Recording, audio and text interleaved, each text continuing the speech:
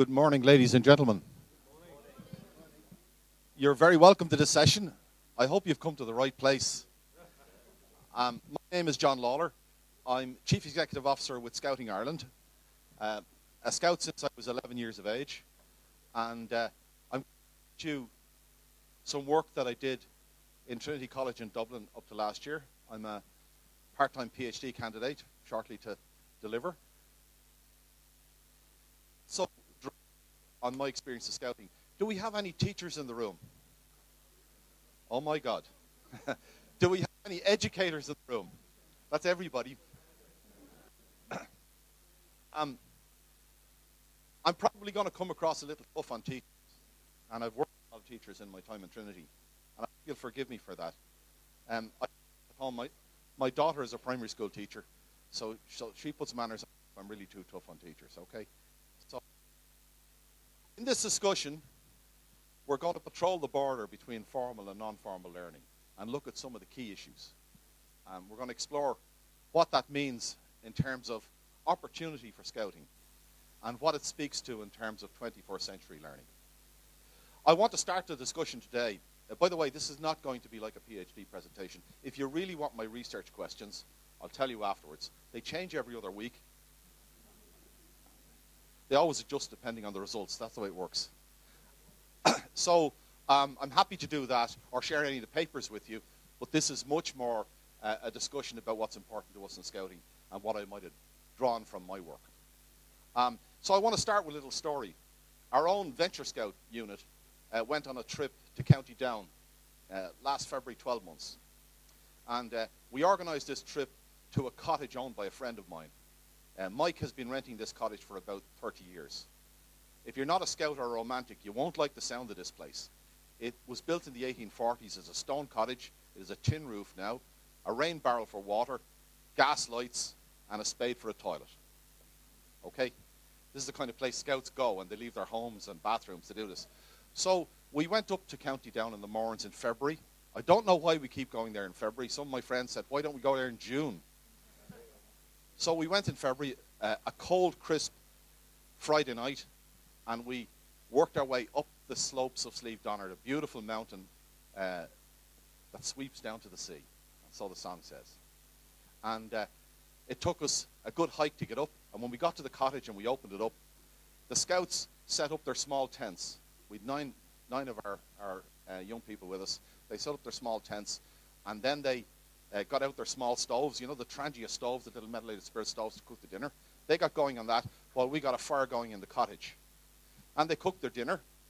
When they finished their dinner, they came into the cottage and they played charades. Do you know the game charades?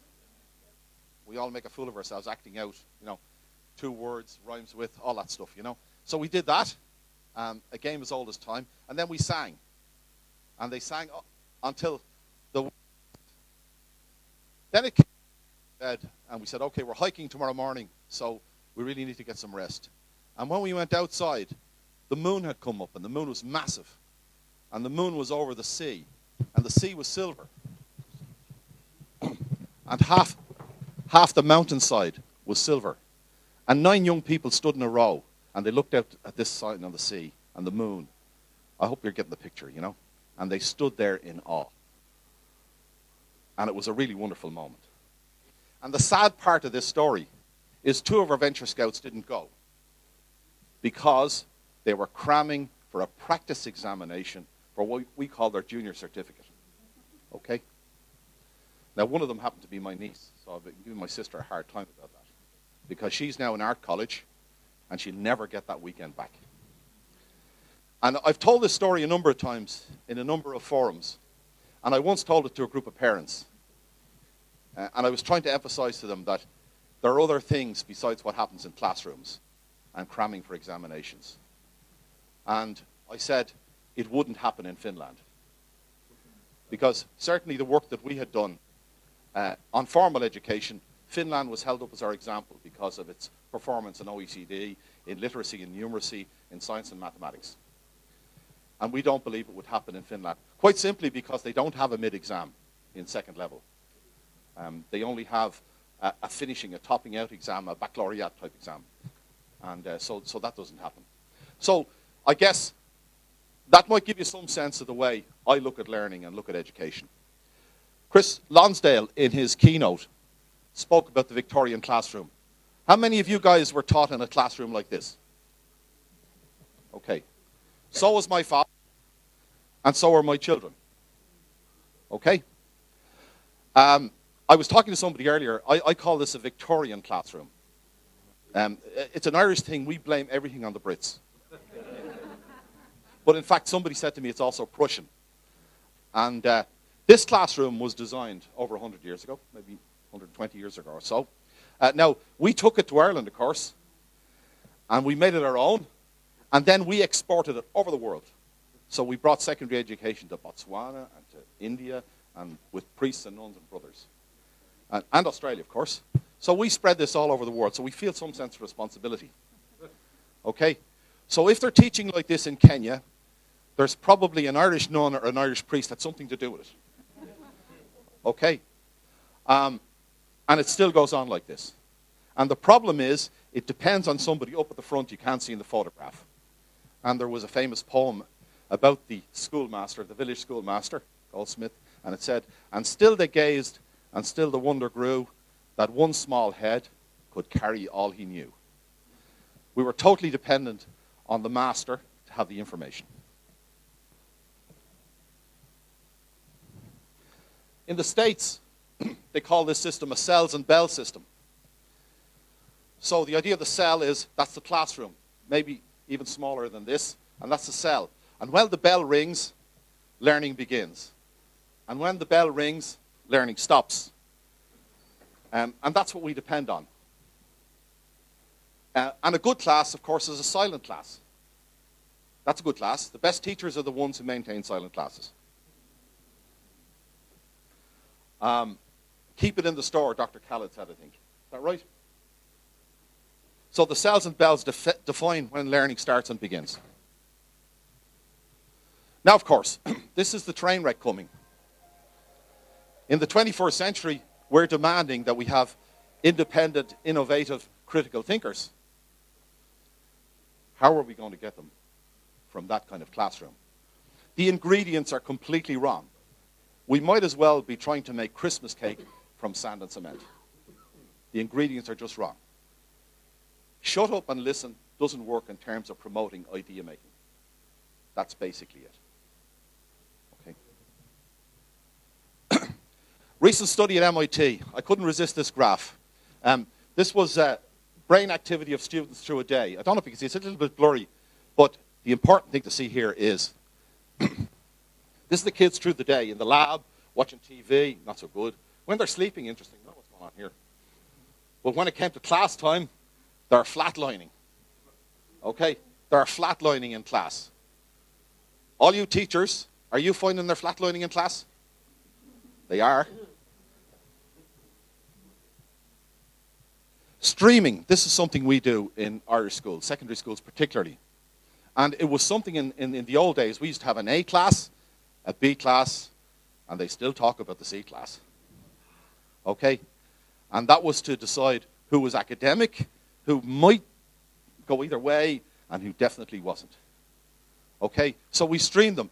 And from an astonishing age, what worries me at the moment is there's actually a political move in many developed countries to go back to this kind of carry-on, where we actually decide at a very early age what children can do.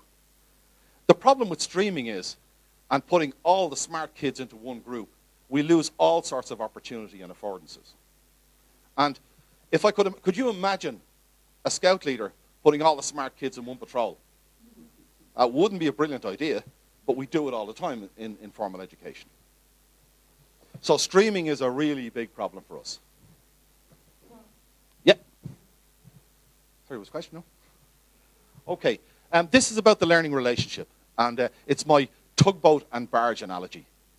What we expect here in this silent classroom is that the teacher tows the barge that are the students through the curriculum. Okay? So we need them to be quiet because there's a very challenging curriculum to get through, so we just tow them through it. Now the problem with this is it overlooks the fact that these barges actually have their own engines.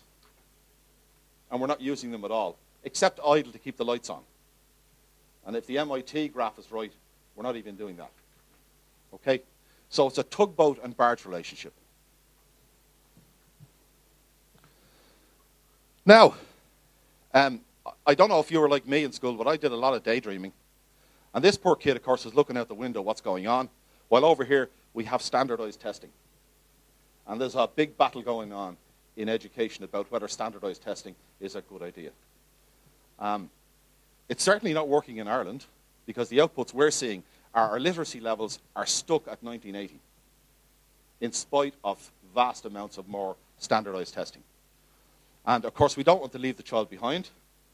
And this child is determined to be left behind out in the picture in the land. I suppose that window out there, I'd like to see that as the world that we can offer in Scouting.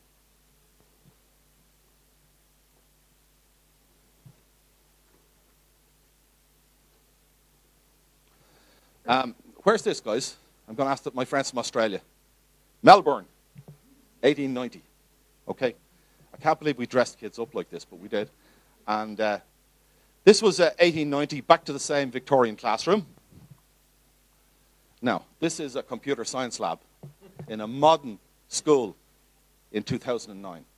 Can you see the similarities? Okay. Okay, they don't have to wear the frills, but basically it's the same thing. And what happens here is technology has been brought into school, yes, and been locked in the corridor down the end for 45 minutes periods, maybe once a week. The students go in and teachers say things like, "Are we all on the same screen, girls?" Okay, and this is just so far removed from what the young people's experience of technology outside school is. It's a train wreck. Okay, so that's what our computer science labs look like.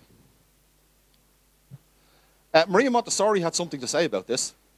She had something to say about education a lot, and did a lot of corresponding with Baden-Powell. But she said that stationary desks were a symbol of slavery in school over 100 years ago. Okay? In second level, in most countries, that hasn't changed a whole lot.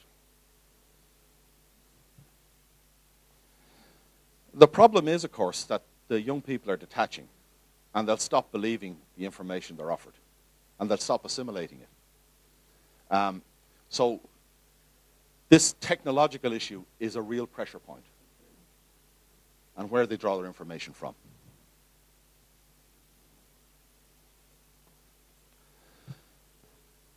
This is an example of it. 72 hours of video goes up on YouTube every minute. It's just a vast amount of information available to them, which could teach them to do all sorts of things. Maybe not all good things, but all sorts of things.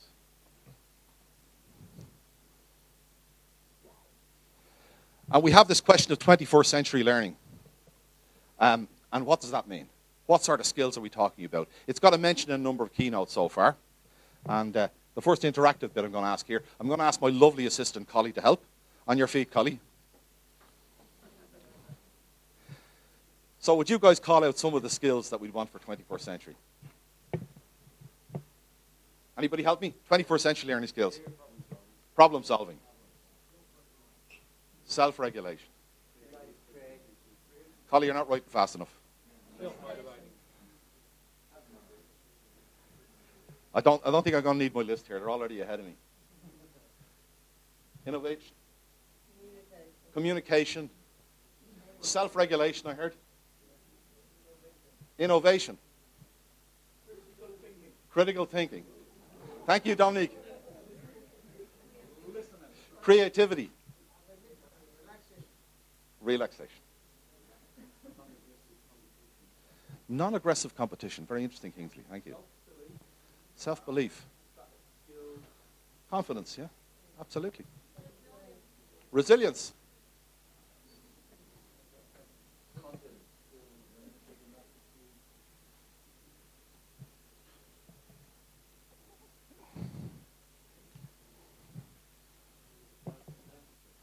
Resilience? Did we get that? Okay, we've got the idea. Collie's done a wonderful list there. You can add on later on if you want, okay? The problem we've got is it's not going to work in that classroom. It's just not going to work like that. In a Good Scout program, we've lots of possibilities to develop this stuff. But it really is not going to work in a didactic classroom. You're not going to become a critical thinker if you're told what the answer is. And the outputs of this are a real big problem.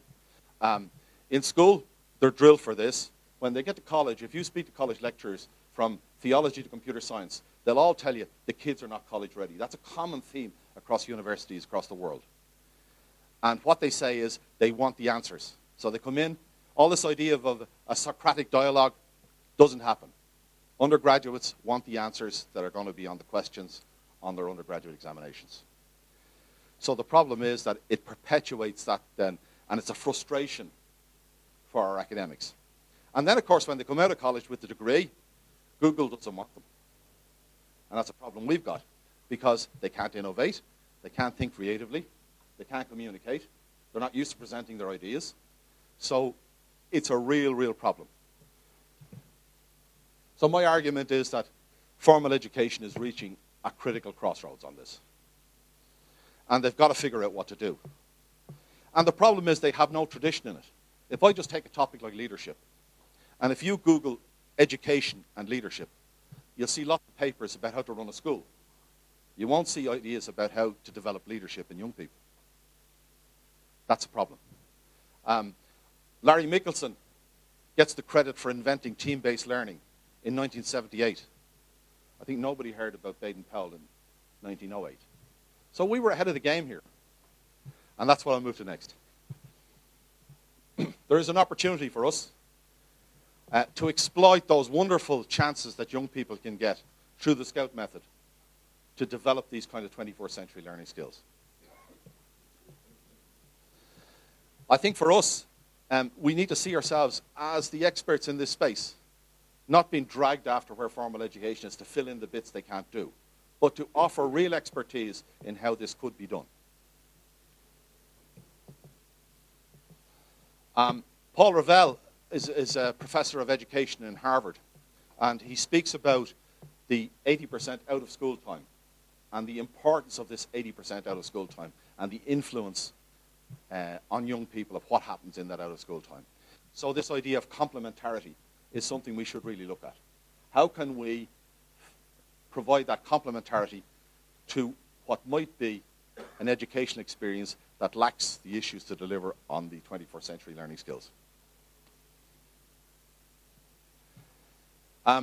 This is an idea I picked up from Nair and Fielding, designers of schools in the United States, that scouting is not a binary of play and learning.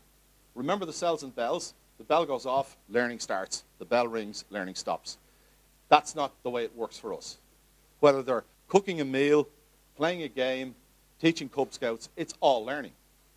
I think it was very well captured in the program for the World Scout Jamboree that everything is programmed. Was that it, Joran? And I think that's an important point. Scouting is not a binary of learning and play. And it's a concept we need to push across. It's not a binary of learning and play. So why scouting and why teamwork? My argument here is with our model, it offers a vehicle to transfer ownership to the learner. It's as simple as that. Through our team-based system, the patrol system, we have the opportunity to give the responsibility to the learner. I was a little bit afraid of throwing up a slide that looked too graphical. I might have departed into too much of an academic presentation, but I did draw it up earlier because I don't trust myself drawing in this situation, you know.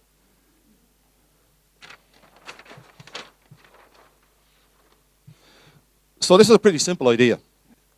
If we have an adult-directed system or a youth learning-directed system, there's a huge difference in what happens.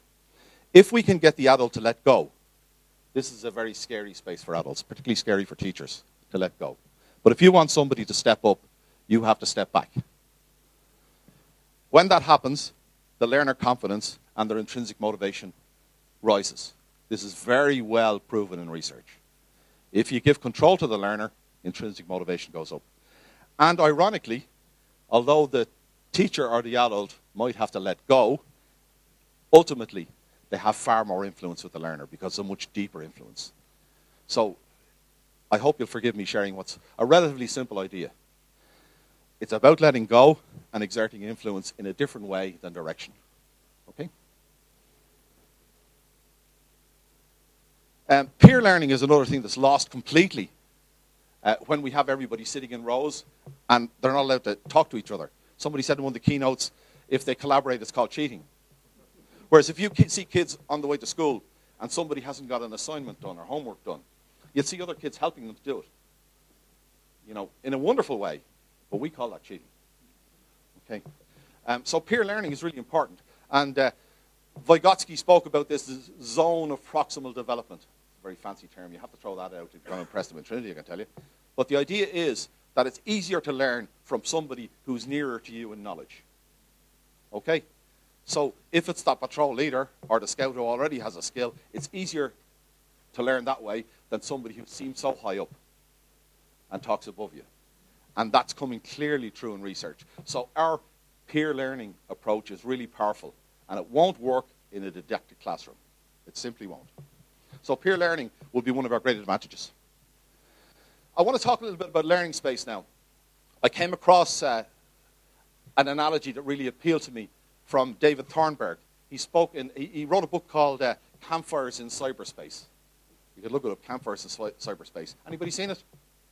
Okay, so the analogy was like this. There are three kinds of learning space. There are campfires, there are water holes, and there are caves. You can see why it might appeal to scouts. Oh, campfires, water holes, and caves. I'll talk about each in turn. You could say that this is a campfire. Ideally, I do some talking, you do some singing, we'd work together on that. It'd be an interaction like that at the campfire. In Africa, I think it was called the village kotla. So, a very good idea. Powerful, powerful learning space. But it's not the same as a didactic classroom. So, campfire is one. Ooh. Lost my slide.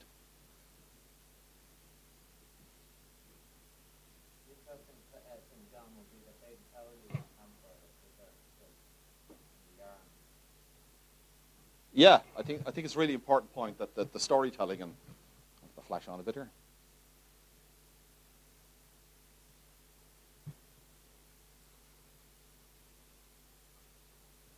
Okay, so we're still at the campfire. This is the water hole. It's a bit of a chaotic water hole. But the idea of the water hole is it's an interactive space. It's where people talk to each other about ideas. It could be the patrol corner. It's creating a space for people to interact. So the campfire, which is more formal, if you like. The water hole, which is much more informal. But a very important space for peer interaction. And the third learning space I'd offer, which is the trickiest one to get, is the cave space, which is a personal reflection space to create an opportunity for personal reflection. The hardest thing for us to do, and much more difficult as scouts move into adolescence, to give them that space and the opportunity to reflect and to think on what's important for them, to assimilate knowledge, to think about what's important. Colleague and I worked on a model some time ago. We said, if we're trying to capture that for young people, it's about me. It's about what matters to me, and it's about my mates or my friends. Me, my mates, and what matters to me. Okay? So creating that reflection space is really important in terms of assimilating learning. Okay, how did I get into this in Trinity and masquerade as an academic? I was doing a master's in Trinity, and I was asked to go to Kolkata with what's called a transition year group. They're a gap year in Irish education, not done in every school, but 15, 16 years of age, in between two state examinations. And they were going for 3 weeks to build schools in West Bengal. It was a very interesting experience for me because it was one of the few times I've been away with young people when I wasn't actually responsible. And I could just talk to them openly about stuff. And I learned a lot by it. And when I came back to Trinity, I was asked would I take a look at a project they had, which was a computer clubhouse style thing. And are you familiar with a computer clubhouse? MIT, sponsored by Intel. Kids get to play on computers, and there's a lot of good stuff in it. But we basically took it and implemented a scout method on top of it. Very strongly team-based. And we looked at learning space and stuff like that, and I'll show you some of the pictures. So the model looked like this. It was technology-mediated. I'll take it from the top around. Heavily project-based. The learning space was really important. I have some nice pictures I'll show you in a minute. A lot of teamwork. And it was distinct from the casual group work that you sometimes see in school. We were very explicit about this. There were some things we didn't do, like we didn't allow them break up the groups every other day. Because again, back to our patrols, we wouldn't change the patrols every other week. You're looking to build a dynamic. So the teamwork was quite intense. It was very much about a mastery goal orientation. So instead of children on a bell curve of performance, you were looking at could they reach mastery in the subjects they were doing. The social learning protocol was very interesting. You know, we had them calling us by name. And it was quite casual. They didn't have to get permission to do lots of stuff. And that was kind of important. When we brought teachers in to see this in operation, we were talking about social learning protocols. And quite a young teacher said to me, yes, when I go into class, I make them stand up and say, "Good morning, miss." And we said, well, why do you do that? He says, it makes them respect me. Well, does it? You know? And certainly, from what I understood from my scout leader, and I was very lucky with the guy I had, respect is something that's earned and it's mutual. It's not demanded. The place for the young person, the facilitator, was really important. That the adult was not a director, but was a facilitator. It was a completely different space. I was at a presentation by Dominic the other day, and he mentioned an eminent academic from Newcastle University, I think Sugata Mitra, an Indian, who had come up with this idea of putting computers in walls in villages in India to see what children could teach themselves. And he came up with self-organized learning environments, with very much team kind of spaces. And also, he gave responsibility to them to drive their own learning. And it was amazing how far they got with this. But he came up with one interesting trick. Instead of having an adult telling them what to do or being a domain expert, he introduced what he called grandmothers. Now, a grandmother is somebody who knows nothing about what you're studying, but says, "That's great, show me how you did it." So that was the nature of the adult. And their test scores were far above what would have been a directed learning environment. And reflection, of course, has been part of it. And you'll see the technology is integrated into the model. It isn't dominant in the model. And there's another interesting thing you'll see in some of the photographs. We didn't give a PC to every kid because we didn't want them to individualize on the machines. We wanted them to treat it as a resource and share it. And we got through 5,000 students over the last 5 years from 120 different schools. We originally did it within Trinity in this learning space. Now it's happening out in the schools. It's heavily influencing the reform at second level. It's providing research material to our National Council for Curriculum and Assessment. So it's doing a real job in terms of influencing second level. So that's Bridge 21. If you want to get more on it, by the way, the website is bridge21.ie. Bridge21.ie. If you want to see me afterwards about that, any interested, it would be really important. And if you find yourselves in Dublin, and it's a lovely city, I'd be very happy to introduce you to the program. So that's Bridge 21. And it's got some nice images. You'll see these little curvy spaces. They're what we call team pods. They're called team pods because I wouldn't have got away with calling them patrol corners. Okay. But the importance about them is that they're semi-enclosed learning spaces. Okay. They cope with up to 5 team members. They have 2 computers and full range of internet access. We didn't bother with internet net nanny or anything like that. Okay, we didn't block stuff. And the green surface is AstroTurf, you know, because we were trying to change everything around and we encouraged them to walk on the grass. Okay, we want the things to be different. This is decorated like a forest. The next room was decorated like a city scene. There's your campfire scene there. Okay, where students were interacting about a project. The teamwork was really important, and this just illustrates here the sharing. And it's not all about technology. In the back of the picture there, you'll see a small whiteboard. The one thing about Trinity is it was again a gift we got from Queen Elizabeth. She gave us Trinity College 500 years ago. And the thing about it, it's a wonderful place, a beautiful campus, but things don't happen fast. So we ordered these whiteboards, and we wouldn't be allowed to put them on the walls. The maintenance team had to come and do that. And so that was taking forever. And then the teams just started using the boards. So they had these whiteboards, and instead of having them on the walls, they put them down on the table, and they started drawing out and creating storyboards. And spider diagrams, and they use them for ideas. So our most powerful collaborative tool is probably the mobile whiteboard. And you can get these in roles and stuff now. It's really easy, you know. But teamwork was very important, and we would only talk through the team leaders, very much the way Scouting would talk through its patrol leaders, the Patrol Leaders Council, or what we call the Court of Honour. The reflection was always difficult, but it can be helped with a set of headphones and a nice little bit of music and some good ideas to get going. So reflection was a good possibility within this model. Also, this is probably very traditional in the Scouting mode, we didn't neglect the importance of rooting the learning within values. And we found that that was a very powerful element to the learning. That we wanted them to do meaningful things and work on meaningful material. And they would talk about what the material meant to them. Now, when we started off, it was very much technology-based. We had them making movies and websites and stuff like that, and it was great. We gradually moved into more formal curriculum. And we gave them tough stuff like light in physics, probability in mathematics. And we found that the model stood up really well. But the young people needed to understand what was the meaning of what they were about, what was the value in it.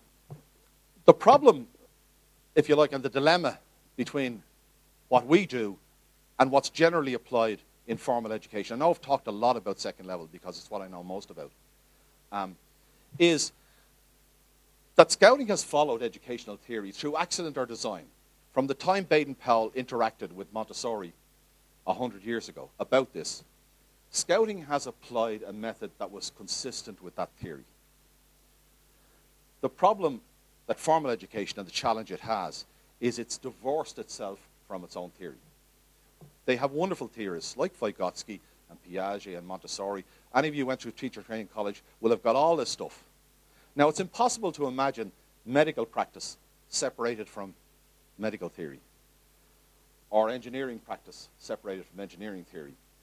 But educational practice is completely separated from this theory in this context. That would be my argument. And it really has to fix that. And that's something that's going to be a challenge. It's something that we can help with. It's something that we should be prepared to engage and talk to educators about, because we're volunteers. We're not amateurs. We have huge advantage in our experience, in our expertise, and in our method. And I hope those ideas resonate with you. Thanks very much.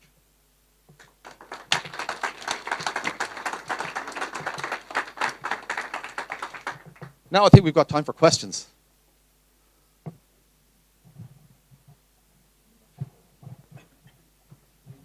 Oh, do I? Thank you. My question is, you said we don't change patrols, but I was just interested in your teamwork. How long would they remain in a team together? Yeah, our workshops that we ran within college, they were on block release from class, so we had them for a week, which seems like a very little time. But then when we extended the program, we asked them to keep those teams within school. So ideally, we would like to give them longer to allow the dynamic build, but we didn't change them every other day. Even when there would be a tension within the team, we would use that tension as a learning opportunity for them to work out the problem that they had. Well, within us, we didn't separate on subjects. And it's kind of a different issue, this issue of integration of subjects. You know, in school, we've siloed subjects, you know. Interestingly, if you ask a primary teacher what they teach, they'll tell you they teach children. If you ask a secondary teacher, they'll say they teach geography. It's Questions? Yeah? Anybody else? Sir.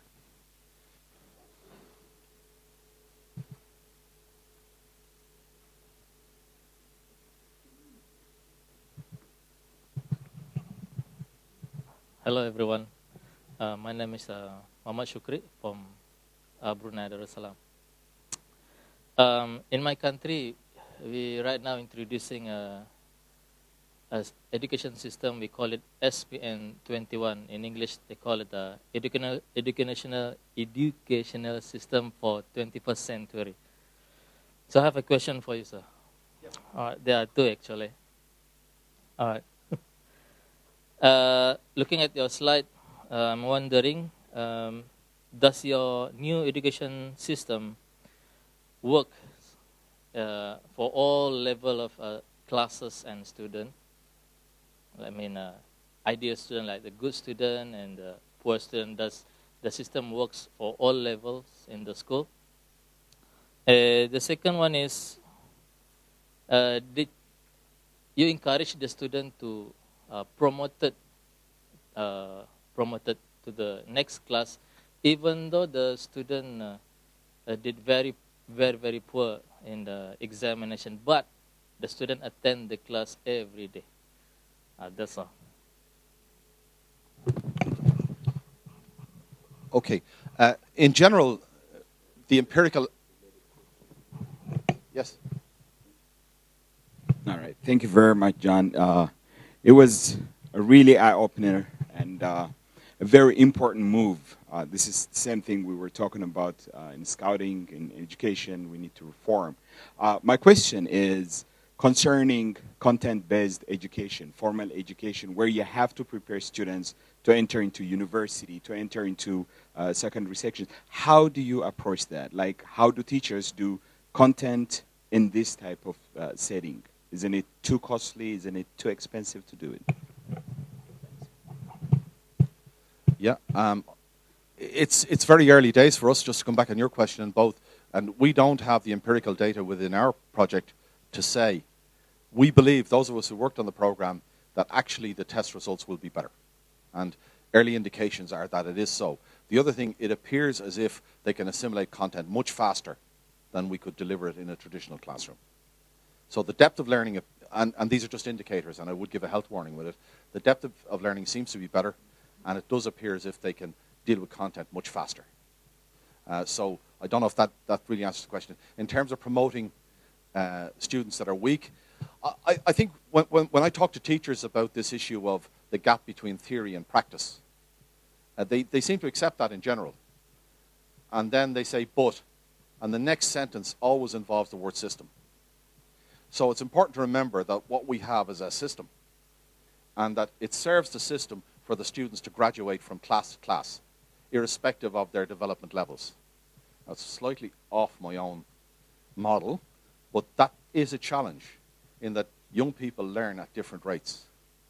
And you know, some young people can deal with a lot of academic topics at an older age than they would have younger. And it's one of the dangers of streaming. If you decide a child is not academic at 11 years of age, with say an 11 plus exam or something like that, and then you've made decisions for them what they can do when they're 17, 18, it seems like a nonsense to me. Okay? I wish I had a more absolute answer for you, but it's a very interesting one for us to find out over time. The indications are that we might have more positive results.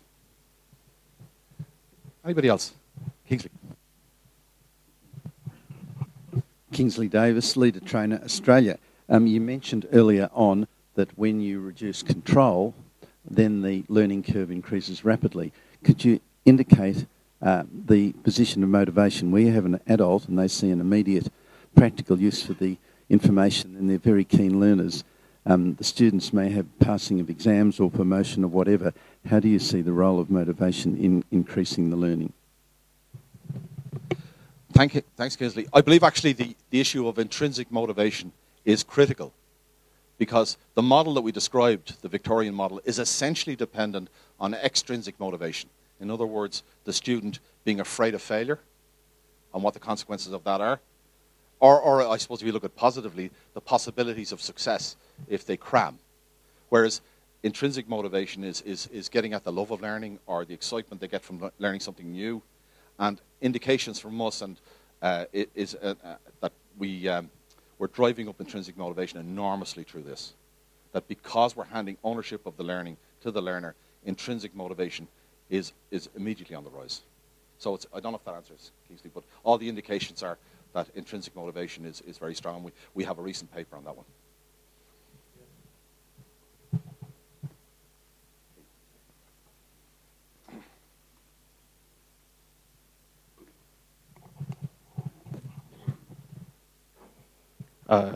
Thank you for the lecture.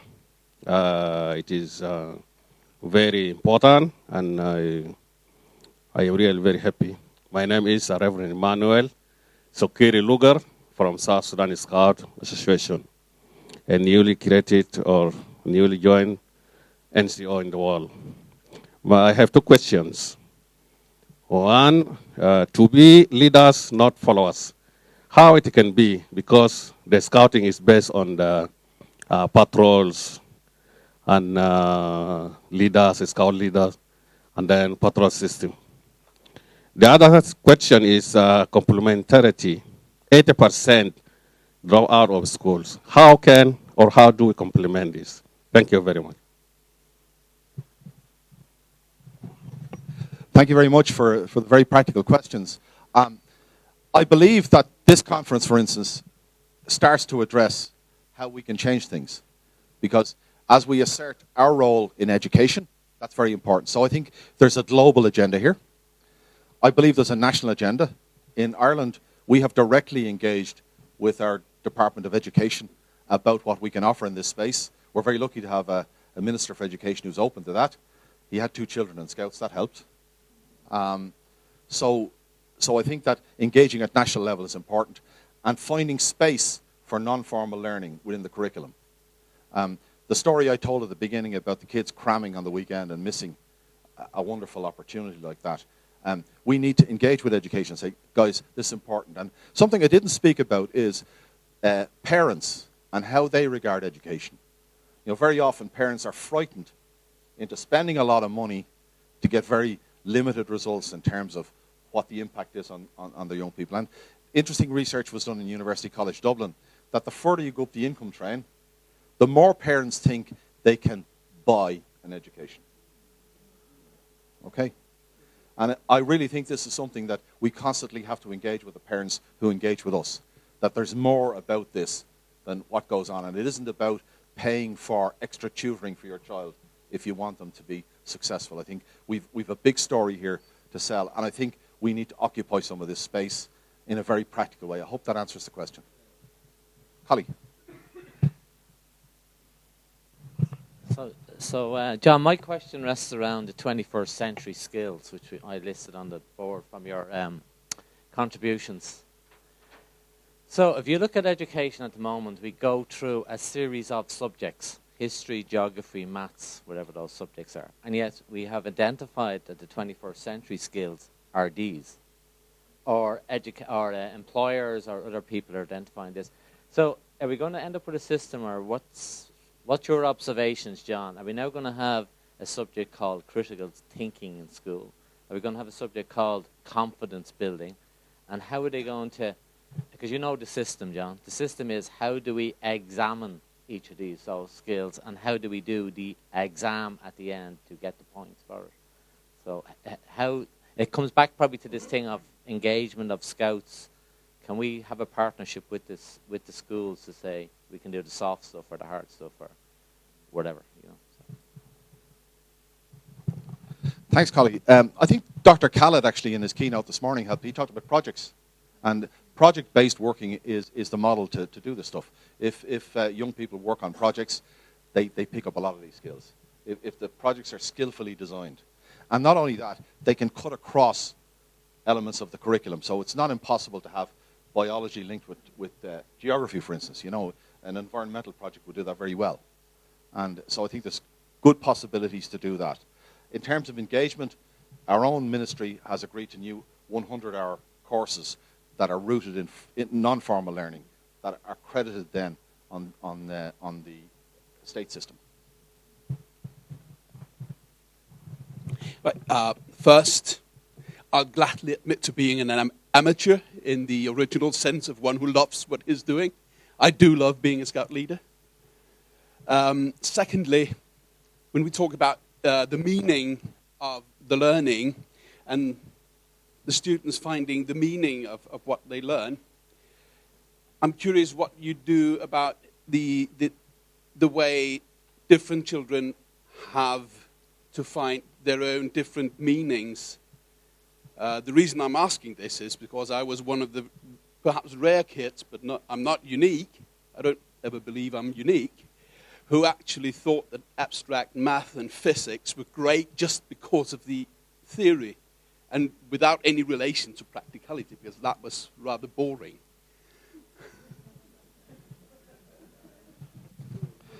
My confession is maths was my minor in college as well. So, yeah, I think a maths teacher that can excite young people about mathematics has a real talent, you know. And I would be worried about the drill and rote in mathematics particularly.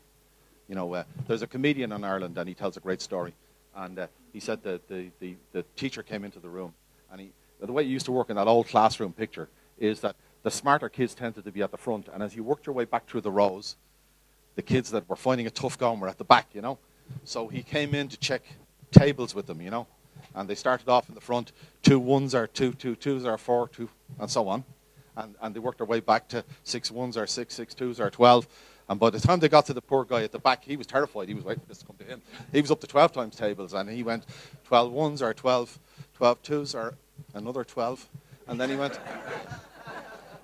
went, la la la la la la la la la la. The teacher says, stop. What are you doing? He says, oh, sir, he says, I can't remember the words, but I know the tune. So, and I have a real problem if mathematics is reduced to that. I think it could be a very exciting subject if it's done right. And in fact, there's wonderful stuff on the internet on that. Okay. Are we done? No. Thank you for your presentation. And I would like to ask one more, to elaborate more a bit on to be the leader and not to be the follower. All right, as a leader, as a scout leader, we all know that in scouting, we always, to develop leadership skills, to develop teamwork, we always strive to develop all the boys and girls to be a good leader in the society as well. For me, as a school teacher, I also teach my students try to strive for the best, to be the leader of the society of among all the people. However, in reality, in our society, in the real world, we cannot be always too prompt to be the leaders. We must have some leaders and some followers. So I will add some of the comments on this point is somehow we have to switch our identity. In some situation and some scenarios, we can be leaders. And in some situations, we should be followers. And how to perform ourselves as a good followers is also an important skill. Because to be a good follower, that means you can facilitate the whole team to make a success for a leader. So we should not only focus on to say someone is an outstanding leader, because that particular outstanding leader, because he has a very good team members, good followers, so that it can facilitate the whole team. And maybe we only focus on the honor to the outstanding leader, but actually we should give a credit and appreciation to the whole team. So I would like to ask for your view is how can we make a balance, or how can we have a good chance or a way to tell our boys and girls that sometimes we have to be a good leader and sometimes we have to be a good follower. Thank you. Yeah, I think you've perhaps answered the question better than I could. And it's really this issue of whether it's a directive, where leadership's directive or facilitating. And I think a good patrol system or a good team system will allow exactly as you've said, that they will emerge. One thing I would say in the model that we did in Trinity College, we allowed them to pick their own team leaders. And then after the first day, we asked them to think about how the leader was performing and what the issues were that were arising. And they made a much better informed choice. They were allowed to confirm their leader or change it, and then they had to keep the leader like that till the end of the workshop. But I think even in the selection of patrol leaders, one of the greatest learning things is to challenge that patrol to what are the real elements you'd like to see from a leader. And it's amazing, when you give young people a chance like that, they'll tell you very quickly what they want. And it's not a dictator. It's a facilitating leader who cares about them and brings the best talents out from the team. I think that's one of the real strengths of a good Scout method implemented. Yeah.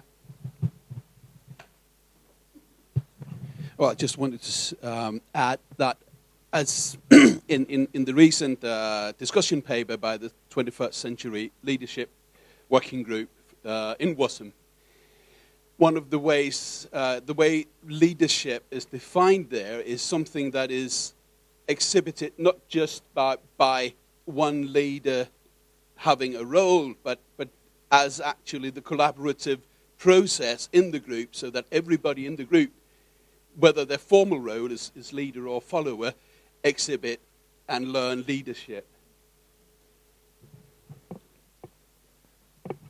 Thanks for that comment. Dominic.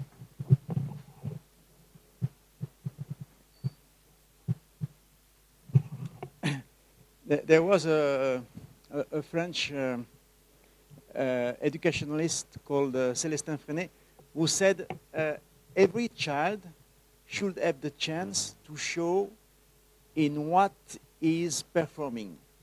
Some people are performing in math, some people are performing in finding wonderful insects or things like that. And for me, the question of leadership is linked with the question of self-esteem also. To learn well, young people need to have a good self-esteem. And one of the problems of the school today is that very often it is destroying the self-esteem of children. Because they sometimes schools are showing them not in what they are good, but in what they are bad. And in the example of the scientist with the children in India, it was just congratulating them for their success, just that. And that was enough for encouraging the efforts and the success. And that is what is very important for me. Dominic, thanks very much for that. Have we anything online, guys? Have we any online questions? No? That's all right. Any questions here? Not a question, but a remark. First, it is very, very important. When we talk about leadership, there is one thing that kept on hammering my head. Warren Buffett, when they asked him, what is the secret to your success? He said, I never go and ask my employees what they are doing. I congratulate them on what they have done. So I think Scouting's purpose is creating active citizenship, we always say. And active citizens are not necessarily leaders or followers. We do our bits. And thank you very much for this presentation. It's really amazing.